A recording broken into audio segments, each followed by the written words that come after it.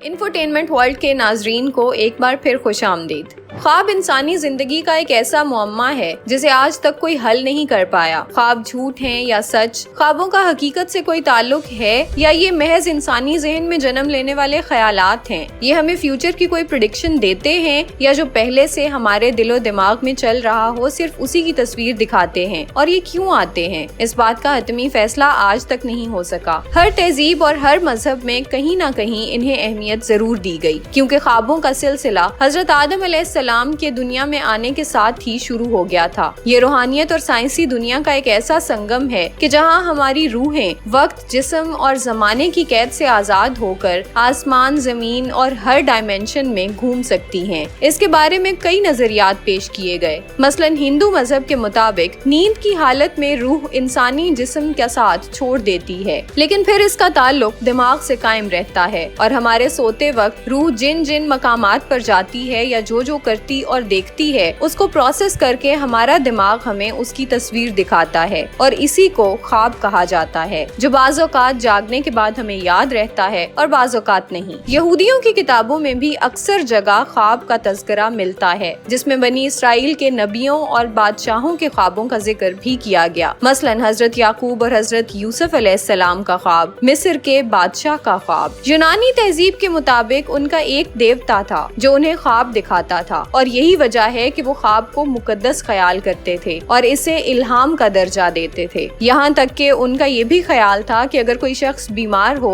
तो ये देवता उनके ख्वाब में आते हैं और उन्हें उस बीमारी का इलाज बताते हैं। और उनके कुछ ऐसे माहिरीन भी थे जो उस ख्वाब पर अमल करने का रास्ता बताते थे। सुकरात का ये ख्याल था कि ख्वाब सच है या झूठ, इसका ताल्लुक उस इंसान के नेक या गुनाहगार होने पर होता है। मसलन अगर कोई नेक इंसान ख्वाब देखे तो इसका मतलब है कि उसमें यकीनन कोई पैगाम छुपा है। इसी तरह बाबुल की तहजीब में ख्वाब की हकीकत जानने के लिए कई किताबें तहरीर की गईं। उनके मुताबिक उनका एक ख्वाब का देवता था जिसे वो उखियर कहते थे और ख्वाब का मतलब दरअसल उस देवता से हम कलाम होना था। इसी तरह मिस्र की तहजीब के मुताबिक ख्वाब को अपने खुदाओं और देवताओं से मदद तलब करने का जरिया माना जाता था। यहाँ तक कि उन्होंने ऐसे जादू भी तलाश किए जिनसे उन्हें ख्वाब नजर आए। अफ्रीका के कुछ कबाइल में ऐसी खुराक और ऐसे मशरूब भी बनाए गए जिन्हें खाने के बाद खुद पर ख्वाब की सी कैफियत तारी की जाती थी। 18वीं सदी में की गई साइंसी रिसर्च के मुताबिक ख्वाब दरअसल अधूरी ख्वाहिशात की तकमील है, यानी जो ख्वाहिशात हमारे दिमाग में कहीं ना कहीं पलती रहती हैं, वो तस्वीर बनकर हमारे सामने आ जाती हैं। लेकिन बाद में इस तहकीक को गलत करार दे दिया गया, क्योंकि बहुत से ख्वाब ऐसे होते हैं जिनका हमारी ख्वाहिशात या हमारे इल्म या हमारी जिंदगी में चलने वाले मामलात से दूर दूर तक कोई ताल्लुक नहीं होता। लिहाजा इस पर मजीद तहकीक की गई और एक साइको एनालिस्ट के मुताबिक हमारे दिमाग का एक हिस्सा अनकॉन्शियस माइंड होता है। इसमें हमारे बचपन से जुड़े वाकयात या हमारे बुजुर्गों के वाकयात की यादें जमा होती हैं और जब हम नींद में जाते हैं तो हमारे दिमाग का वो हिस्सा एक्टिव हो जाता है और फिर जो ख्वाब हमें नजर आए उनका ताल्लुक कहीं ना कहीं किसी हकीकत से जरूर होता है। इस्लामी तहजीब के मुताबिक भी ख्वाबों की ताबीर का इल्म एक बहुत अहम हिस्सा बन गया है, जिसमें ख्वाबों की हकीकत, उनकी ताबीर और उनके असबाब बयान किए जाते हैं। यहाँ तक कि कुरान मजीद में भी 8 ख्वाब बयान हुए हैं। इनमें सबसे ज्यादा तफसील से हजरत यूसुफ अलैहिस्सलाम के ख्वाब को बयान किया गया, जिसमें उन्होंने देखा था कि चांद सितारे उन्हें सजदा कर रहे हैं। इस्लाम में ख्वाब को मोमिन के लिए बशारत करार दिया गया है। बशारत यानी सच्चा ख्वाब, जो या तो कोई इंसान अपने लिए देखता है या उसके लिए कोई और देखता है। अहादीस में ख्वाब की 3 अक़साम का जिक्र किया गया। एक ख्वाब वो जो इंसानी ज़हन की अपनी तख्लीक होता है, जिसका जिक्र पहले किया गया। उसकी अधूरी ख्वाहिशात, जिन चीजों के बारे में वो दिन भर सोचता रहे, या उसके माजी की कोई भी याद जो ख्वाब बनकर उसे नजर आए। लेकिन ये ख्वाब बेमायनी होते हैं, यानी इनकी कोई ताबीर नहीं होती। दूसरी किस्म उन ख्वाबों की है जो कि शयातीन की तरफ से आते हैं। ये ख्वाब सिर्फ मोमिनों को परेशान करने या भटकाने के लिए आते हैं। शैतान दरअसल किसी भी शक्ल में इंसान انسان کے خواب میں آ سکتا ہے سوائے آپ صلی اللہ علیہ وآلہ وسلم کے، کیونکہ یہ ان کی شکل اختیار نہیں کر سکتا۔ اور تیسری قسم میں وہ خواب آتے ہیں جو کہ فرشتوں کی طرف سے ہوتے ہیں، اس میں بشارت ہو سکتی ہے، آنے والے دنوں میں کسی پیش آنے والے واقعے کی طرف اشارہ ہو سکتا ہے، کسی ہونے والے نقصان سے خبردار کیا جا سکتا ہے، یا پھر کسی معاملے میں نیک لوگوں کی رہنمائی کی جا سکتی ہے۔